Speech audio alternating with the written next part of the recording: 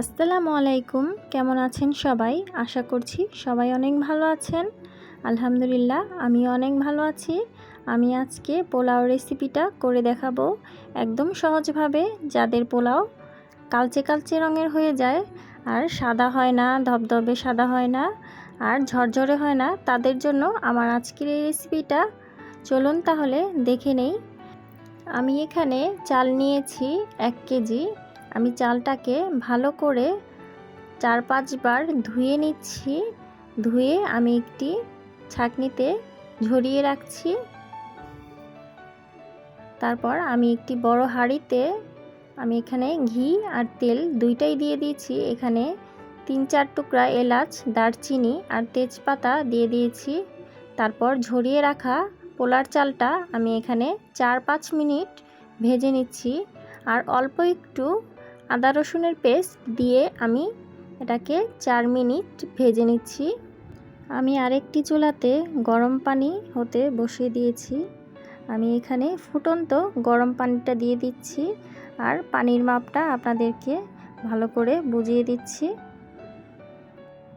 পোলাওয়ের মধ্যে সবসময় পানিটা ডাবল দিতে হয়। যে পাত্রটা দিয়ে আপনারা চালটাকে মাপবেন সেই পাত্রটা দিয়েই আপনারা পানিটা দিবেন, তাহলে বেশি ভালো হবে। আপনারা যদি 3 কাপ চাল নেন তাহলে এখানে 6 কাপ পানি দিতে হবে, আর 4 কাপ চাল নিলে 8 কাপ পানি দিতে হবে। এভাবেই পানিটা ডাবল করে তারপর আমি এখানে দিয়ে দিচ্ছি 4-5টা কাঁচামরিচ আর স্বাদমতো লবণ। লবণটা আপনারা চেক করে নেবেন। আর দিয়ে দিচ্ছি গুঁড়া দুধ 3-4 চামচ দিয়ে আমি একটু বলক আসা পর্যন্ত ঢেকে দিচ্ছি। যখন বলক এসে পড়বে তখন আমি একটু নেড়ে দিচ্ছি। আর আপনাদের জন্য আজকের একটা টিপস, পোলার মধ্যে কখনো কাঁচা পেঁয়াজটা দিবেন না, তাহলে পোলার রঙটা কালচে হয়ে যায় আর পোলাওটা দেখতে একটু ভালো লাগে না। এখন আমি ঢেকে দিচ্ছি ঢাকনা দিয়ে। পানিটা দেখেছেন শুকিয়ে গেছে। পোলার একদম যখন গায়ে গায়ে পানিটা লেগে আসবে তখন চুলার আঁচটা একদম লোতে করে আপনারা ঢেকে রাখবেন 10 মিনিট। 10 মিনিট পর আমি ঢাকনাটা একটু খুলে একটু পোলাওটাকে ভালো করে নেড়ে দিচ্ছি যেন সব দিকে ভালো করে পোলাওটা সিদ্ধ হতে পারে। এখন আবার আমি ঢাকনা দিয়ে আবার একটু দমে রেখে দিচ্ছি। তারপর আমি একটুখানি 2-3 ফোঁটার মতো কেওড়া জল দিয়ে দিচ্ছি। এটা অপশনাল, আপনারা দিলে দিতেও পারেন অথবা বাদও দিতে পারেন।